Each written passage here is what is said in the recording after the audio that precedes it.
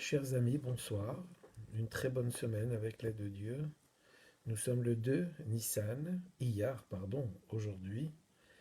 Et grâce à Dieu, n'oublions pas que nous sommes toujours dans ce mois-là, dont les initiales sont Ani Hashem Rof Echa. Je suis l'Éternel ton Dieu qui te guérit. Alors souhaitons une réfoua shlema à tous nos frères qui en ont besoin.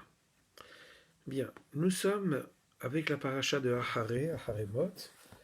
Et si Dieu veut, ce Shabbat, nous devrons également lire une seconde paracha, qui est la paracha de Kedoshim. Donc il y a deux parashiot, Aharé et Kedoshim. La paracha de Aharé est une paracha qui est lue entièrement à Yom Kippour, d'année en année. Elle relate le rite, le protocole de Yom Kippour fait par le Kohen Gadol, dont nous dirons avec l'aide de Dieu quelques mots, bien sûr, et nous tirerons un enseignement de toute l'activité du Kohen Gadol durant le jour de Yom Kippour, le jour le plus saint de l'année, qui verra officier l'homme le plus saint, le Kohen Gadol, le grand Kohen, si l'on peut dire, dans un lieu le plus saint qui soit, dans le Beth Amikdash, et au cœur du Beth Amikdash, dans le saint des saints. Autrement dit, cette paracha-là est une paracha qui est pleine d'enseignements, et nous verrons avec l'aide de Dieu quelle en sera la teneur de cet enseignement-là. On nous parle dès le début de la paracha de la conduite des deux enfants de Aaron, Nadav et Avihu, qui par un trop-plein d'amour pour Dieu ont exploré la dimension spirituelle à un tel point que leur âme, s'est échappée de leur corps et ils en sont morts. Depuis lors, la Torah elle-même et nos sages expliquent que le mouvement qu'ont initié les deux enfants de Aaron à Cohen, Nadav et Avihu, est un exemple à ne pas suivre. Certes, il faut s'élever, il faut explorer les dimensions les plus lointaines qui soient sur le mode spirituel, mais il faut en revenir de cette exploration, il faut pouvoir décliner toute la force perçue lors de cette exploration pour pouvoir la décliner dans ce monde-là, tout au long de notre vie et tout au long de nos actions. Donc nous savons qu'il faut une élévation, bien sûr, mais pas à tout prix. Alors est-ce que nous avons d'autres exemples d'élévation semblables ou comparables à celle des enfants de Aaron à Cohen? Nos Hachamim nous disent qu'il y a l'élévation, par exemple, de Rabbi Akiva qui, voulant explorer les 4 niveaux du Pardes, Pshat, Remesh, Drash, Sod, c'est-à-dire que la Torah compte 4 niveaux d'interprétation. Rabbi Akiva voulait les parcourir les 4 niveaux, mais il a pris le soin, Rabbi Akiva, de Nichnas Beshalom, Yatsa Beshalom. Il savait qu'il fallait en revenir de l'exploration de ces mondes spirituels, de leur immense élévation, parce que le tout n'est pas d'aller explorer, mais c'est d'aller explorer pour revenir. C'est ce pour qui est fondamental. La tradition nous raconte, et nos maîtres nous racontent également que Rabbi Akiva était accompagné de 3 de ses amis, dont Ben Azaï. Ben Azaï a vu la Gdusha et il en est mort. Rabbi Akiva a parcouru tous ces mondes-là et en est sorti Béchalom, en paix, parce que précisément, il y avait mis la condition, avant de pénétrer dans ces dimensions-là, d'en ressortir. C'est là où demeure l'enseignement, c'est ce que n'ont pas fait les enfants de Aaron. Ils ont donc été explorer des dimensions très importantes, trop importantes pour eux, mais ils n'ont pas pensé revenir.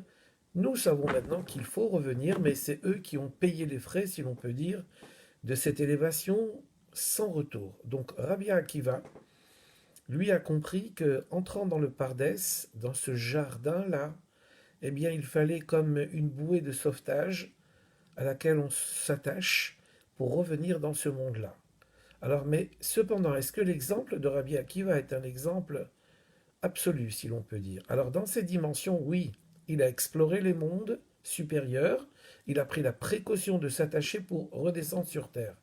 Mais Rabbi Akiva avait une petite tendance, si l'on peut dire, à vouloir donner sa vie pour Dieu, faire en sorte que son corps soit sanctifié au travers de ses actes. D'ailleurs, quand il est parti à l'âge de 120 ans et que les Romains l'ont écartelé, ont peigné sa peau avec des fers, il a dit: j'attendais ce moment-là pour pouvoir faire Messirut Nefesh, de pouvoir donner ma vie pour Dieu.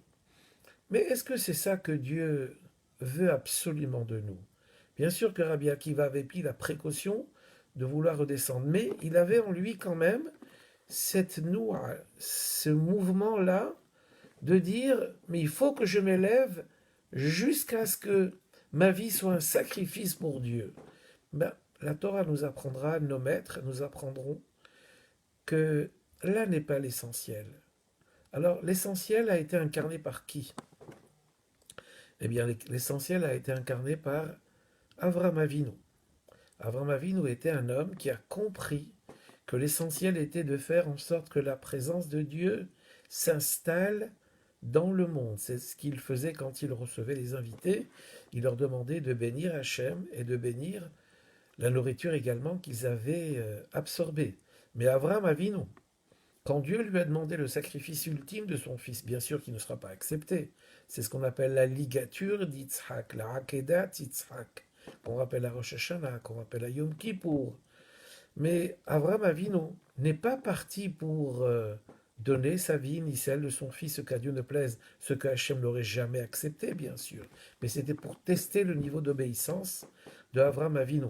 Avram Avinu n'avait consenti ou ne consentissait à, ou ne consentait, pardon, ne consentait à donner sa vie que quand il n'y avait pas d'autre choix.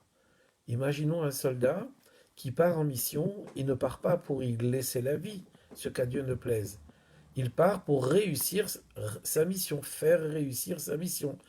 Et si malheureusement, pour la faire réussir, il fallait qu'il laisse sa vie, c'est le rôle de tout soldat, bien sûr, c'est tout ce que nous leur devons et ce que nous souhaitons, c'est que nos soldats, bien sûr, s'investissent dans toutes les missions et qu'ils en reviennent en parfaite santé, avec l'aide de Dieu. Donc ici, nous avons l'exemple des deux enfants de Aaron. Ils se sont élevés, mais sans ticket retour. L'exemple de Rabbi Akiva, qui s'est élevé avec un ticket retour, mais il a quand même exprimé le désir de partir en sanctifiant le nom de Dieu et en mourant pour Hachem. Avram Avinu n'a pas voulu mourir, et encore moins pour Hachem. Il a voulu sanctifier le nom de Hachem ici, dans ce monde-là. Et bien sûr, c'est ça la mission que le Kohen Gadol avait le jour du Yom Kippour, c'est cette mission-là dont il est question dans la paracha de Aharé. Alors, arrêtons-nous un petit peu avec la mission du Kohen Gadol, ce jour saint, le plus saint de l'année, le jour de Yom Kippour. D'abord, le Kohen Gadol était sorti de sa maison pendant une semaine avant le jour de Yom Kippour.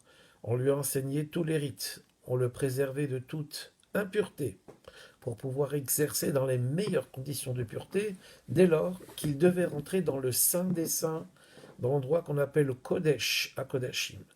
Là-bas, il disait une petite prière en demandant à Hachem d'intercéder en faveur des Bnei Israël pour que rien ne leur manque tout au long de l'année et qu'il n'ait donc pas besoin de demander quoi que ce soit à qui que ce soit.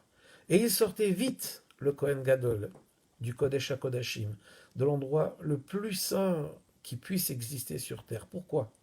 Parce que si le Kohen Gadol avait une pensée étrangère, ou s'il n'était pas à son affaire, il pouvait y mourir dans ce Saint des Saints. Donc il exprimait la prière dans des mots simples, concis, et il ressortait rapidement. D'ailleurs, on attachait le Kohen pour que si à Dieu ne plaise, il lui arrivait quelque chose dans le Saint des Saints, ne pouvant pas, nous, entrer dans le Saint des Saints, on l'aurait tiré par la ficelle, la corde par laquelle on l'avait attaché. Et une fois que le Kohen Gadol avait rempli sa mission, et bien rempli sa mission, c'est-à-dire qu'il avait donc demandé à Hachem qu'il pourvoie à tous les besoins des Bnei Israël, il avait également avant pris la précaution de demander pardon pour sa maison. Rachi nous dira que c'est sa femme.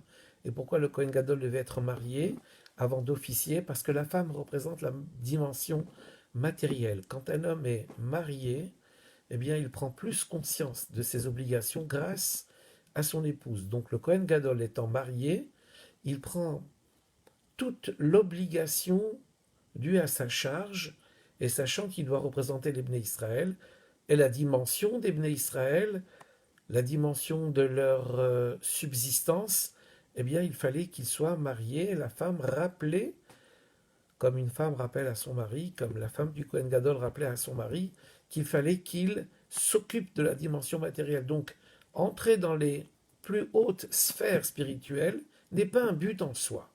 Il faut y monter pour en descendre, chargé de force, chargé de bénédiction, et pour faire en sorte que tout le monde puisse recevoir ces forces et ces bénédictions-là.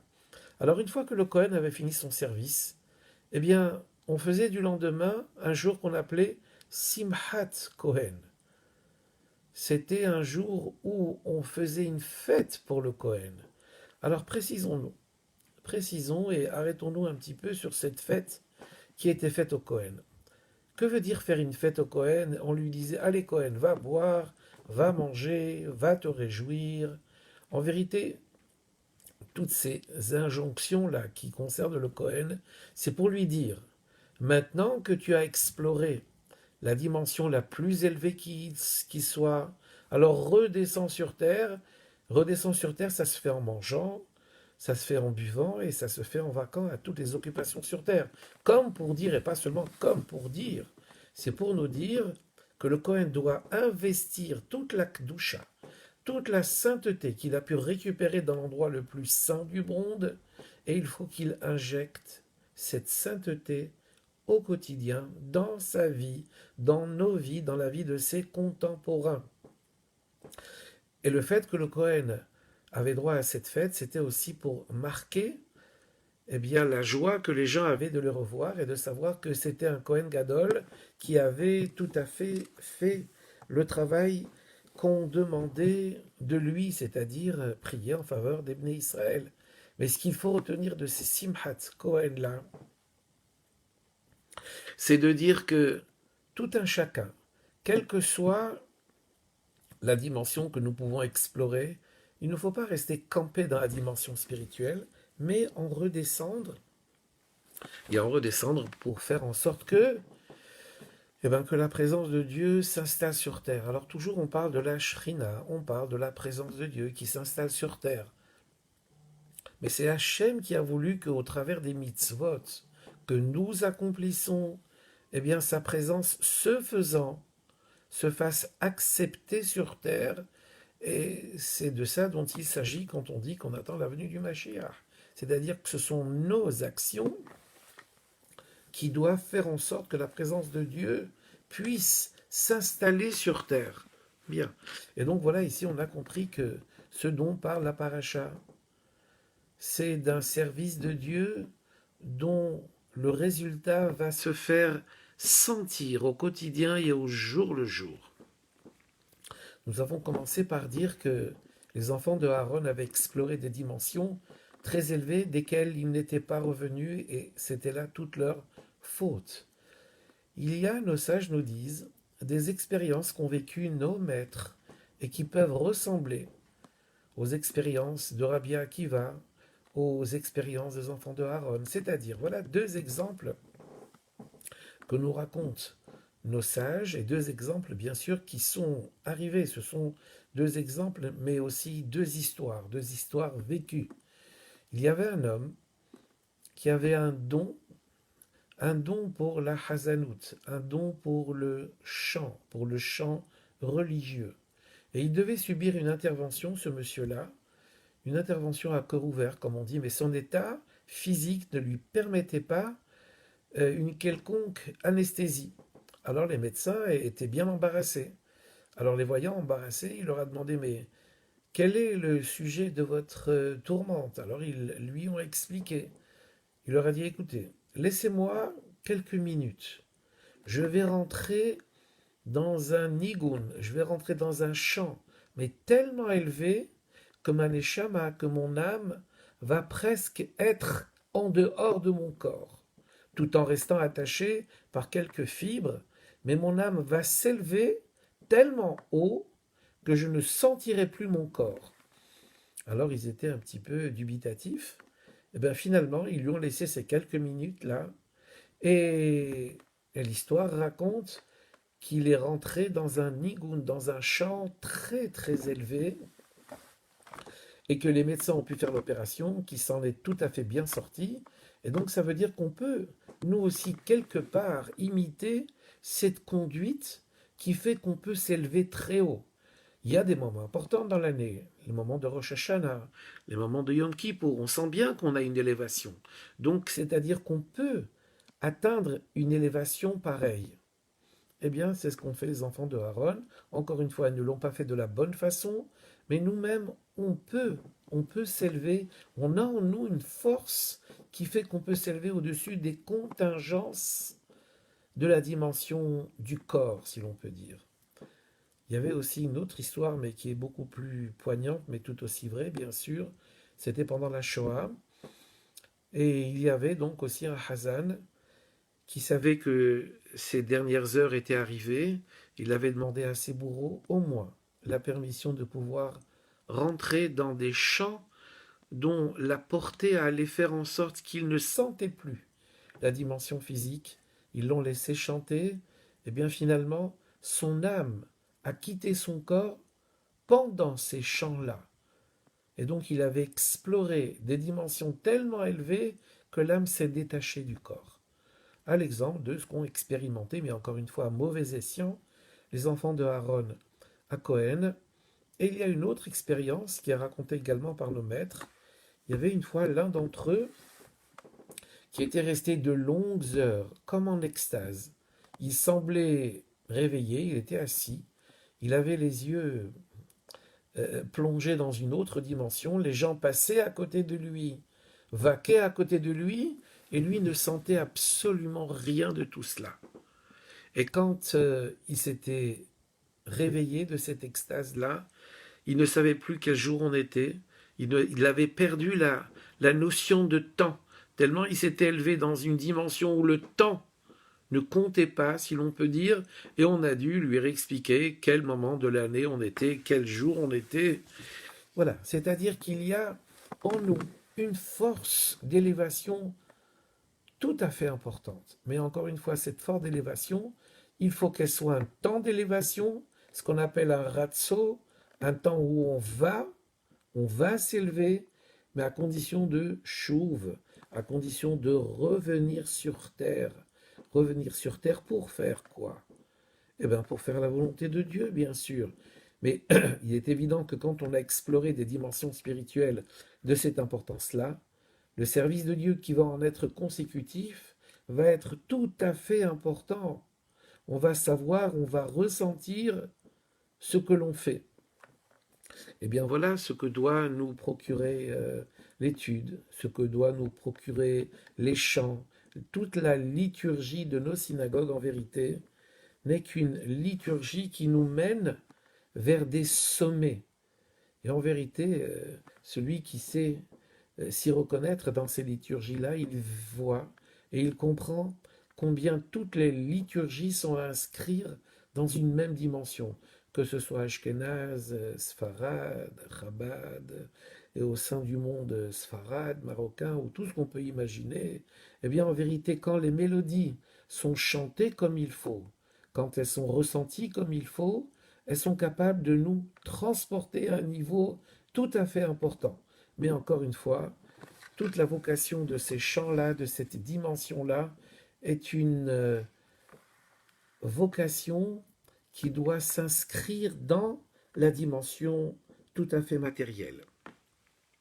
Voilà, que Dieu fasse que l'on puisse concevoir cette élévation-là, mais tout cela, encore une fois, ça n'est que pour mieux redescendre sur terre et faire la volonté de Dieu, que Dieu fasse que on soit tout à fait méritant pour cela. Et pour terminer peut-être avec deux expressions, mais qui sont le fruit d'une vie entière de travail, nos Chachamim nous disent: fais en sorte que tous tes actes procèdent du Leshem Shamayim, pour le nom de Dieu. C'est ce qu'a fait Avraham Avinu, dont on a rappelé un petit peu l'action. Tout ce qu'il a fait, il l'a pas fait pour une grandeur personnelle. Il l'a pas fait pour être celui qui passera à la postérité. Il ne l'a fait que pour que le nom de Dieu soit loué sur terre.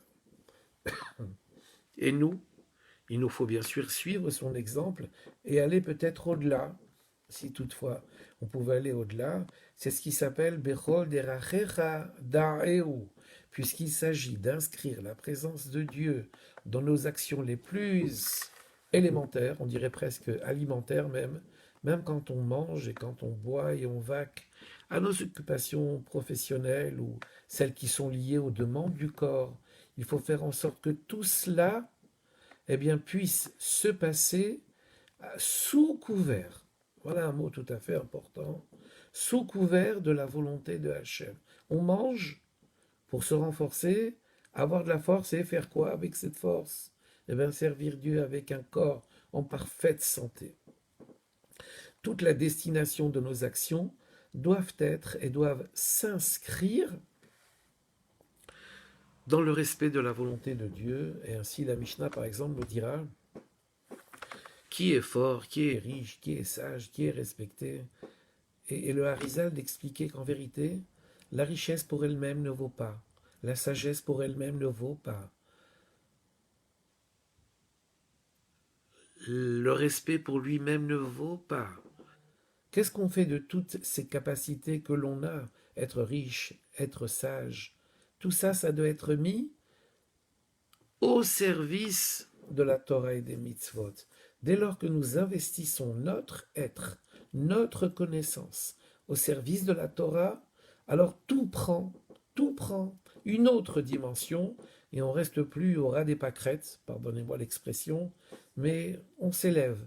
Et donc il faut comprendre qu'au travers de tous les exemples qu'on vient de citer, il nous faut comprendre que élever, on doit s'élever, mais de la façon la plus juridique possible, si l'on peut dire, c'est-à-dire s'élever dans un temps de ratso, mais pour retrouver un chouve, et pour retrouver ici une dimension terrestre dans laquelle il nous faut agir, et encore une fois, pour faire que la volonté de Hachem soit respectée et que, ce faisant, et très rapidement, nous puissions entendre de bonnes nouvelles de la Géoula, et que Mashiach venant, nous puissions une fois pour toutes installer cette présence de Dieu sur terre.